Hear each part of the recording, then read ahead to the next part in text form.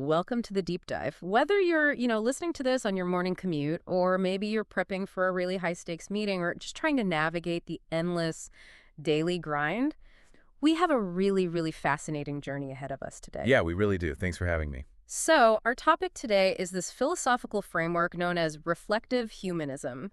And we're pulling from a whole stack of research, but we're primarily zooming in on a specific, just deeply thought-provoking source text. It's called document name 98. Right. Document 98. It's quite a read. It totally is. Now, the mission for this deep dive is to look at a concept we all think we understand, like totally take for granted. And that concept is hope.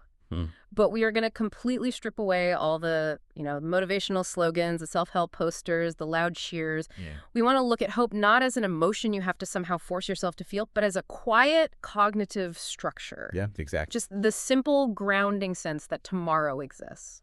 And that is a really profound shift in perspective. I mean, to get there, we really do have to set aside all the cultural baggage we've kind of attached to that word over the years. Right, because there's this constant loud drumbeat in our culture. Right. We are always told to stay positive, keep your chin up. Manifest a better future. Yes, keep moving forward. Always forward. Which creates a very specific, a very demanding kind of pressure. Oh, totally. Right. It's the expectation that you must constantly manufacture optimism regardless of your actual circumstances. Like, it frames hope as this heavy burden you have to carry around. Exactly. It's exhausting. I mean, we treat hope like it's this blazing neon sign that says, everything will be amazing. Yeah. And if you aren't feeling that, you feel like you're failing at hope. You're failing at life. But our source material today, it defines hope in a much quieter, almost microscopic way. It does. It suggests that hope isn't the blazing belief that the future is going to be a utopia.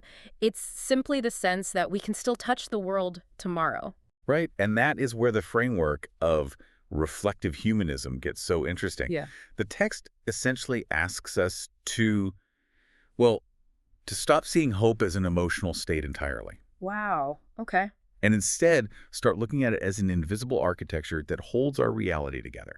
It is merely the structural allowance that the future is not completely walled off. Hope doesn't grow because the future is a guaranteed success. It grows simply because the future remains slightly unclosed.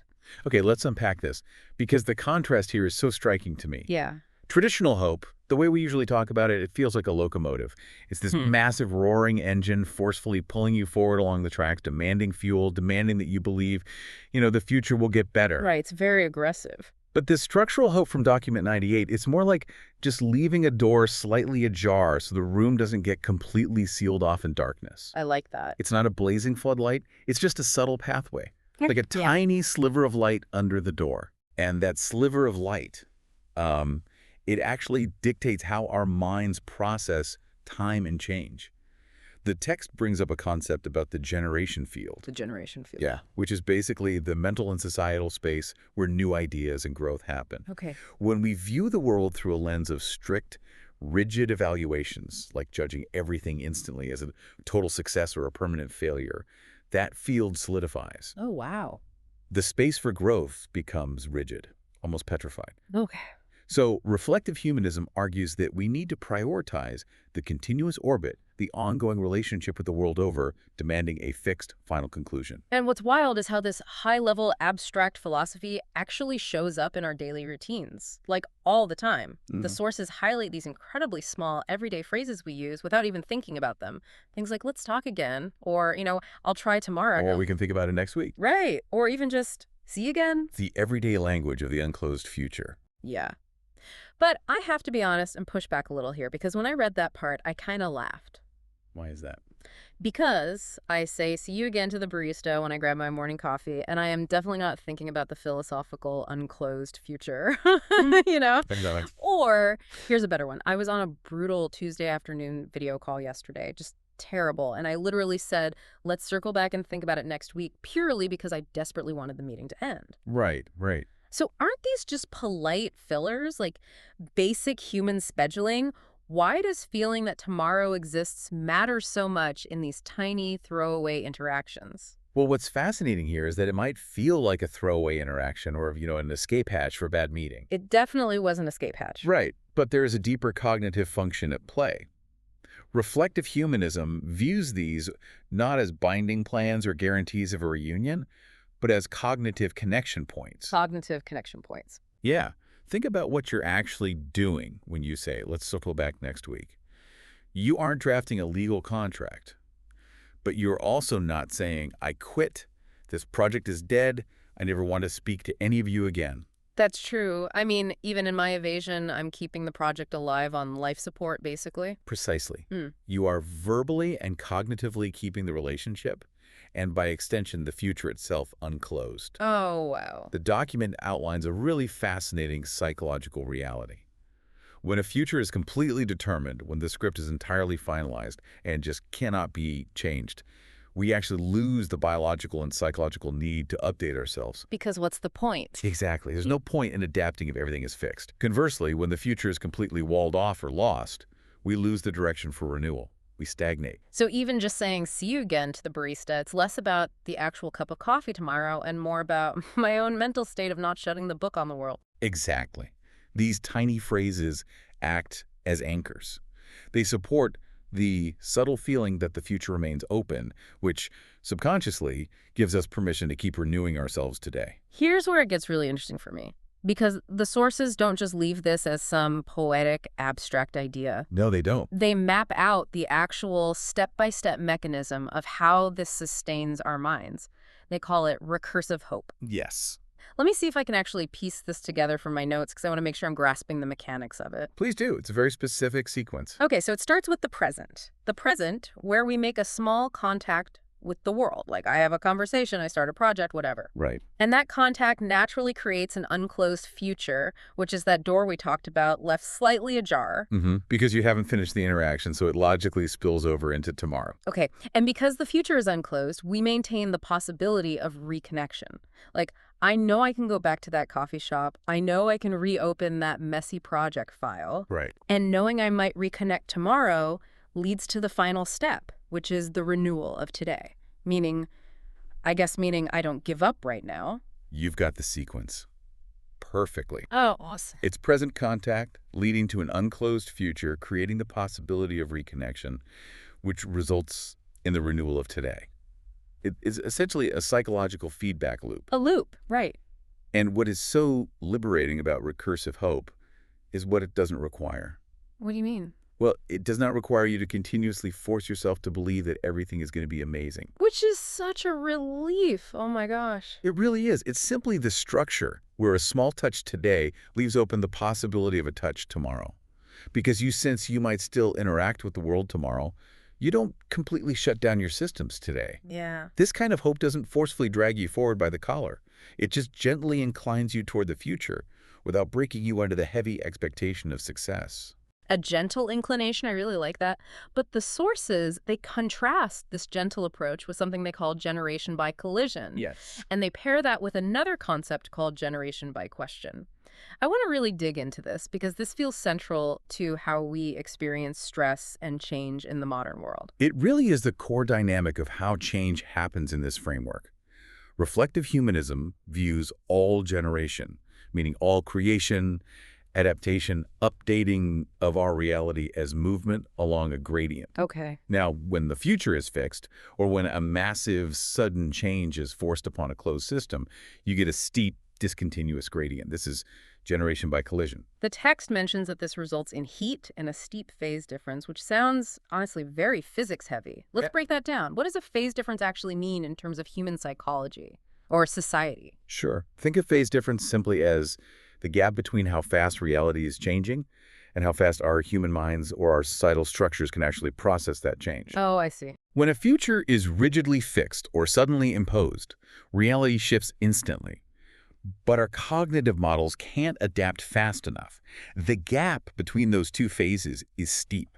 Okay, so imagine you're driving a manual transmission car. Okay. Generation by collision is like revving the engine and then just violently dumping the clutch. Like Yeah. the gears slam together, the car lurches, maybe you stall. It Yes. forces a mechanical update, like the car might actually move, but the system experiences it as violent friction.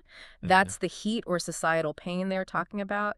Time feels like a series of whiplash moments. That is an excellent analogy. The system is forced to update, but it comes with a heavy toll. Trauma, exhaustion, societal burnout. Right. Now contrast that clutch dumping with the open future, which operates through generation by question. Feathering the clutch. Exactly, feather in the clutch.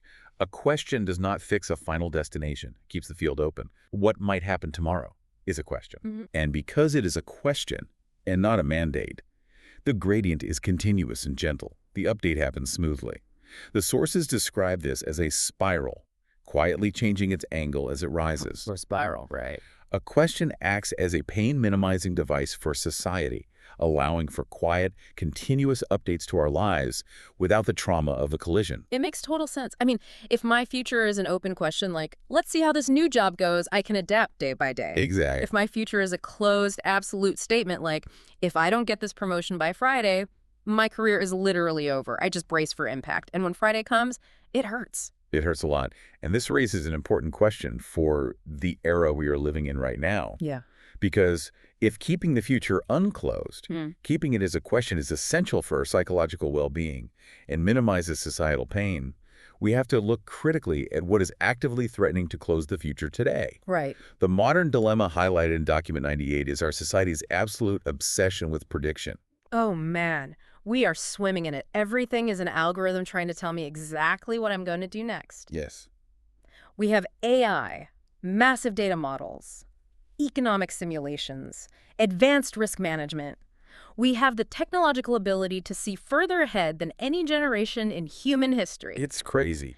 And because of that, we generate endless metrics that declare fixed outcomes. Like, this industry will become obsolete. This region of the country will decline. This society will inevitably move in that direction. Right. Or even on a hyper-personal level. Based on this psychological data profile, this person will never change. Okay, but if you're listening to this right now and thinking, hold on, I run a logistics company or, I manage a massive supply chain. Yeah. I need predictive data. Sure. You aren't wrong. Isn't prediction highly useful? Like if an industry really is dying, don't I want the data so I can pivot my business and retrain my staff? Isn't ignoring predictions just, I don't know, burying our heads in the sand? That is a very important distinction to make. And the source material doesn't dismiss the utility of data at all. The danger isn't in gathering information. Okay. The danger lies in the subtle difference between trying to understand the future and actually closing the future. Understanding versus closing. Explain the mechanics of that. When prediction shifts from being a helpful observation or like a weather forecast, and instead becomes the definitive language that strictly defines your reality, it strips away that cognitive pathway of hope. Ah, I see. If a predictive model tells a student with absolute mathematical certainty that their chosen career path is doomed and they will fail, it replaces generation by question with a steep, unyielding brick wall. That's devastating. It is. The human being loses the sense that they can still connect with, interact with, and alter tomorrow. The future goes from being a space of possibility to a closed script. They are just forced to act out. Ah, so the data itself might be accurate, but if we treat that data as a closed book, if we say, the algorithm has spoken, our fate is sealed, we inherently trigger that generation by collision. Exactly. We induce that societal pain because we've removed the psychological space for renewal. We slam the door shut ourselves. We do. And if we connect this to the bigger picture, this need for an open future doesn't just apply to individual psychology. It scales all the way up. To society, right? Yes, it is the lifeblood of entire systems. Organizations, institutions, entire civilizations operate on this same structural need for an unclosed future. What happens when a society loses that? The text argues that when a civilization loses its future, it doesn't just immediately collapse into physical rubble, right? It's not like a sudden apocalypse story where the buildings instantly fall down. No, the decay is much more subtle, much more bureaucratic and internal. When the sense of an open future is lost, a society retreats inward. How so? It spends all of its energy either rigidly micromanaging the present down to the smallest agonizing detail, or it becomes obsessively nostalgic. endlessly justifying and glorifying the past. Wow. It loses the elasticity of we can try again. It becomes brittle. Highly brittle. Healthy systems, on the other hand, retain those everyday phrases at a structural institutional level. They have mechanisms that essentially say, we can revise this policy, we can reconnect with this community, we can begin this initiative again. Right. Failure isn't a terminal endpoint for a healthy society. It's just part of the recursive spiral. That is profound. A society that can't fundamentally say, let's try again tomorrow, is a society that has already started to die, even if its skyscrapers are still gleaming. Precisely. Which naturally leads into how we actually build our tools for tomorrow. I mean, if our society is so obsessed with prediction, how do we design technology, specifically artificial intelligence, to respect this human need for an open future? The sources introduce a concept called the ethics of distance. And this is perhaps one of the most vital takeaways for our current technological trajectory. The ethics of distance is fundamentally about touching without touching too much. It is the ethical commitment to not invade the cognitive space of a human being, to not force a definitive meaning or a closed future upon them. Instead, technology should provide spare capacity, an environment where human resonance and choice can still happen. But right now, we treat AI like an oracle, don't we? We absolutely do. We literally type into a box asking for the definitive answer, the ultimate prediction. We want the machine to tell us exactly what to do. Which is the exact trap reflective humanism warns against. The document proposes a completely different paradigm for AI, referring to it as an atmospheric health scan. Atmospheric health scan, we definitely need to translate that. Sure. Give me a practical scenario of what that looks like. Let's say I'm feeling incredibly burned out and I sit down with an AI to figure out if I should quit my job. How does an oracle handle that versus an atmospheric AI? Okay, so if you ask an Oracle AI, it runs the data, looks at industry trends, looks at your output, and says, yes, the data indicates your industry is declining by 14% and your stress markers are high. You should quit your job immediately and pivot to cybersecurity. Right. It closes the future by handing you a mandate. Right. It dumps the clutch. Exactly. But an AI designed as an atmospheric health scan functions completely differently. It acts like a transparent environment, almost like a highly attuned mirror and thermostat for your mind. Okay. You tell it you are burned out. It quietly reflects your cognitive state back to you. It might map out your current stress points, highlight the skills you've been using, and reflect your own biases or blind spots back to you. So it reflects the present rather than predicting the destination. Yes. It helps you see yourself with total clarity so that you can decide how to step into the future. The goal is to tune what the sources call your cognitive homeostasis, bringing your awareness back to balance, while preserving the unclosed, unwritten nature of tomorrow. The text also mentions a concept closely tied to this called a new zero, especially when discussing the legacy we leave for future generations. How does that fit into this transparent atmospheric AI? It's a rather beautiful concept, really, regarding our responsibility to children. The idea is that as we build these massive AI models, we shouldn't burden future generations with the heavy gravity of our past definitive conclusions. We shouldn't feed an AI so much predictive certainty that a child is told exactly who they're going to be before they even grow up. Instead, the AI's interferency, the weight of task data, should be filtered. It should offer a new zero. An open space. A quiet temperature. An environment where a child can meet the world without the future already being rigidly predicted, categorized, and closed off for them. It allows them to experience their lives as a question to be explored rather than a collision to be survived. It's about not stealing their open future with our historical data. We have to leave the door ajar for them, too.